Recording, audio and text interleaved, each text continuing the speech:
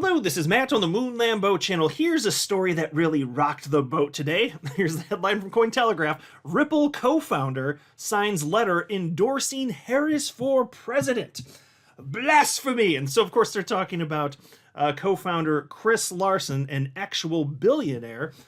And so also, there's no shortage of opinions on this, and I'm going to give you mine. But some of the stuff I've seen, which I respectfully disagree with, includes assertions that there's no way he'd do this unless this means that this is proof that there's some, the lawsuit SEC against Ripple. It was actually an inside job, which is obviously a very interesting conspiracy. There are people asserting that this means that Ripple, the company, is actually anti-crypto. All sorts of fascinating stuff, and people caught off guard like this is coming out of left field. How could he do this? And it's bizarre that, with crypto being under attack the way it is, and from the top down with the current administration, just nothing but, fire and brimstones hailing from above, right on top of us, onto all of us in the world of crypto here. How could he possibly? I mean, Ripple has been obviously been on the receiving end of a lot of this nonsense from the administration. How possibly could Chris Larsen be in favor of the Kamala Harris presidency of this campaign? Well, we're going to break that down, and there certainly is a lot to be said. But before going any further, I do want to be clear. I am not a financial advisor, definitely not offering any sort of financial advice. You definitely should not buy or sell anything because of anything I say or write. I'm just an enthusiast who enjoys making YouTube videos about crypto-related topics, but just as a hobby and just for fun. And I will also say at the outset, I don't care if you plan to vote left or right. This is not a political channel. I'm going to stay on topic as best I possibly can to speak only about some of the assertions being made and some of what I would call the bad rationale resulting in attacks on Ripple specifically, and some on Chris Larsen. But maybe some of you aren't aware, but Chris Larsen has publicly been on the left politically for as long as I can remember, like before he even was a co-founder of Ripple. Friends, I'll give you a few examples here just at the table so that you guys realize that this isn't something that should really catch you off guard. The fact that that Ripple co-founder Chris Larsen is supporting Democrats here. Here is a post from Forbes titled, "Here are the billionaires who donated to Joe Biden's 2020 presidential campaign." And so this is in February 2021 after the results are in. You can see I'll just scroll on down here and you can see that one of the donors here was Chris Larsen, net worth $2.9 billion, source of wealth, cryptocurrency, contributions, $50,000. This isn't the first time he did it. There wasn't any sort of inside job. It's not the reason that Chris Larsen did what he did. He's voting pushing for the way that he's pushing, and he wants to vote the way he wants to vote because that's in line with his actual ideology. That's what all of the evidence points towards, and we shouldn't be surprised by this. Here's a post from San Francisco State University from this year, and I'm not going to read the whole thing. It's not that long, but it's not necessary. Here you can see, for example, Chris Larsen, the site, is committed to addressing climate change and has contributed over $120 million through the Larsen Climate Change Foundation. That's something that he's near and dear to his heart. In fact, do you remember this controversy from early part of 2022? Here's a headline from CoinDesk.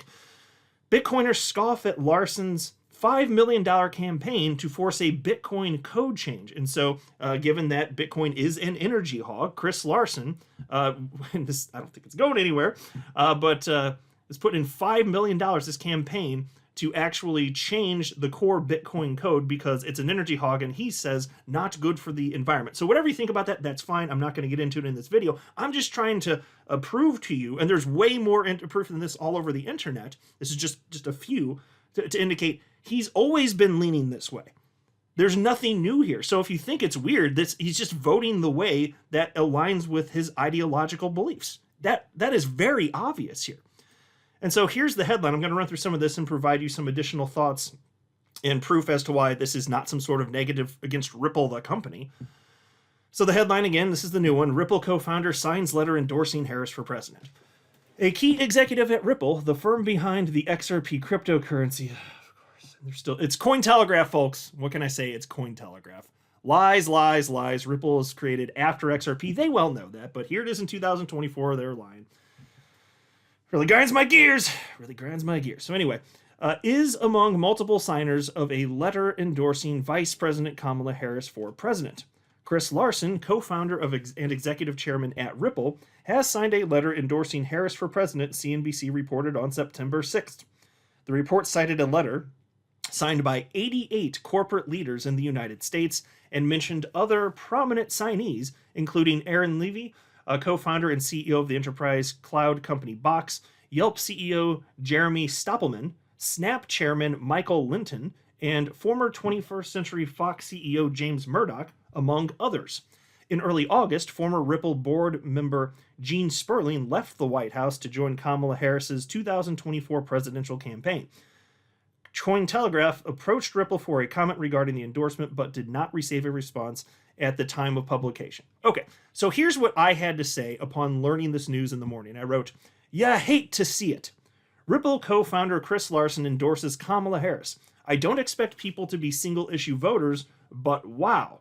I guess he's willing to tolerate more of the Biden admin crypto attacks under a Harris admin. Well, okay, but regrettable."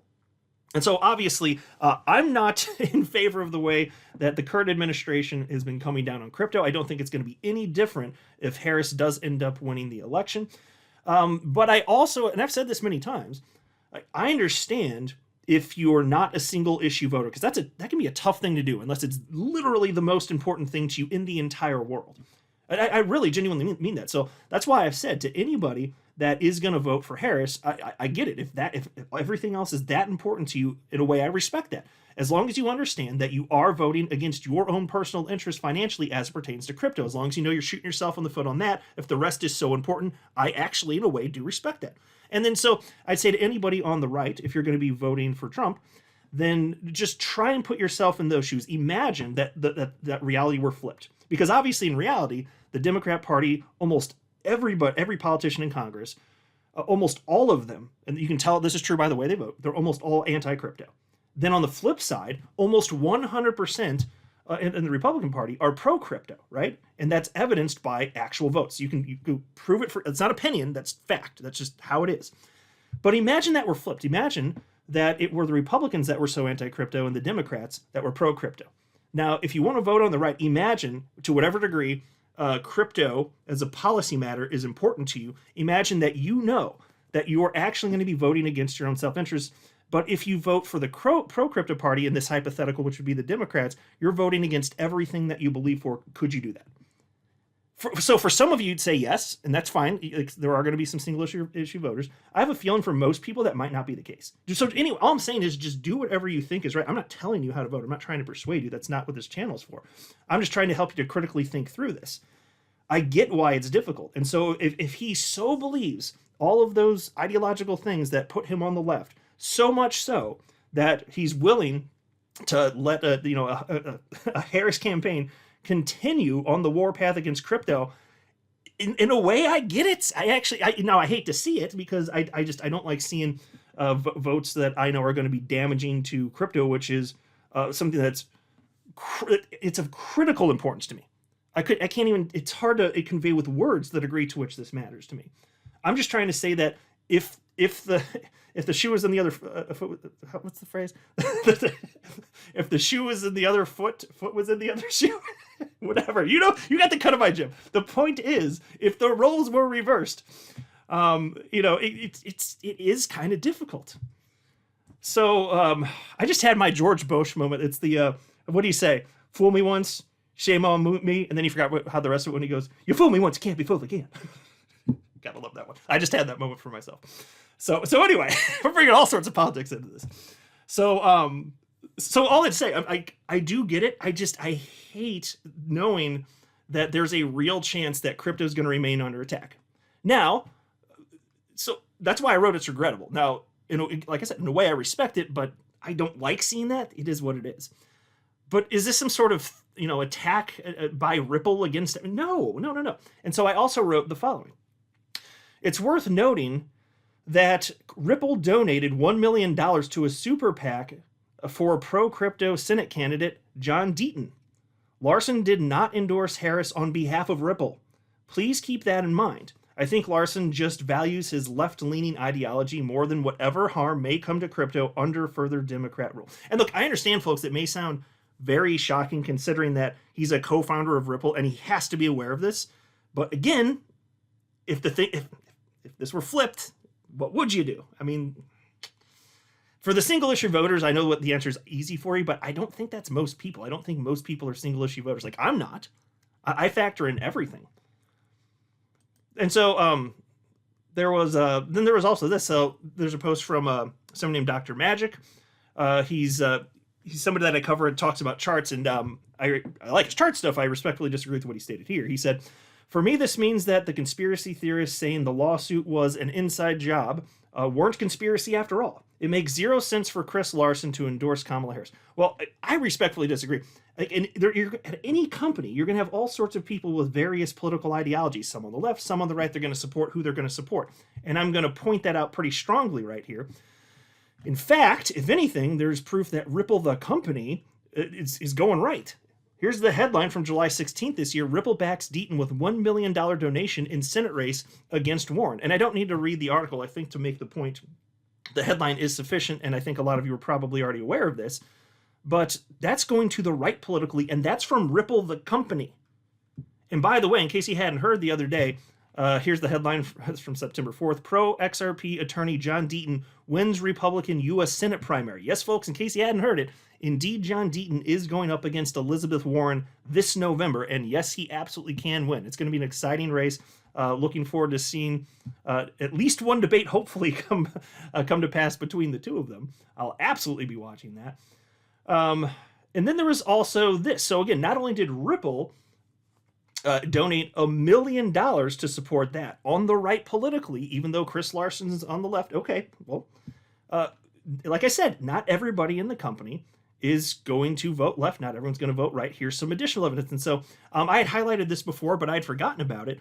And Crypto Insight UK reminded me that actually Stuart Alderati, he actually donated $300,000 worth of XRP to Donald Trump.